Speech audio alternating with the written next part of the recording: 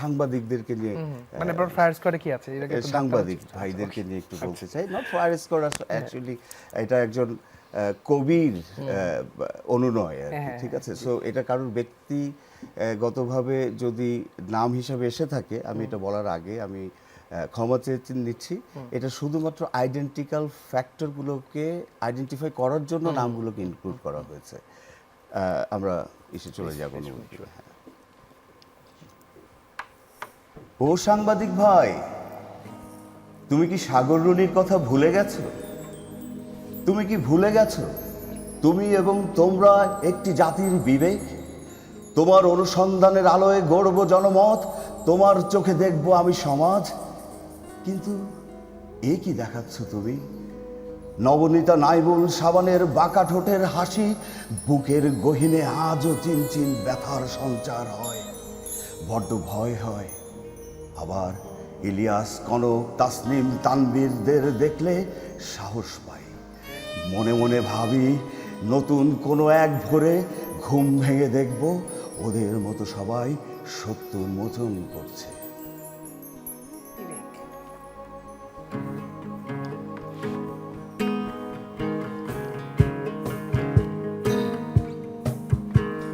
বিবেক বিবেক বিবেক, ও আমার বিবেক বিবেক বিবেক, জেগে ওঠো বিবেক বিবেক বিবেক, জেগে ওঠো বিবেক বিবেক বিবেক, জেগে ওঠো বিবেক বিবেক বিবেক, জেগে ওঠো বিবেক বিবেক বিবেক, ও আমার বিবেক বিবেক বিবেক, জেগে ওঠো বিবেক বিবেক বিবেক। চলচ্চিত্র নির্মাতা ভাই, তোমার বিনির্মিত ফসলে আজকের যুবরাজ খলনায়ক হতে চায়। প্রেমিকা তার প্রেমিককে দেখতে চায় ভিলেনের মতো নিষ্ঠুর ব্যভিচারী রূপে। এবার তুমি ভাই সত্যিকারের নায়ক বানাও।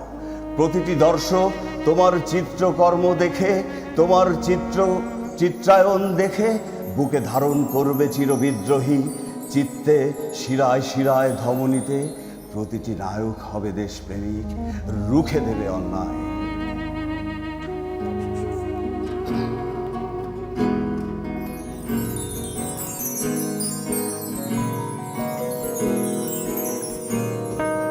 ব্যবসা সফল ছবির ভিড়ে সুশীলতা উবে গেছে, বুদ্ধিদীপ্ত ভালো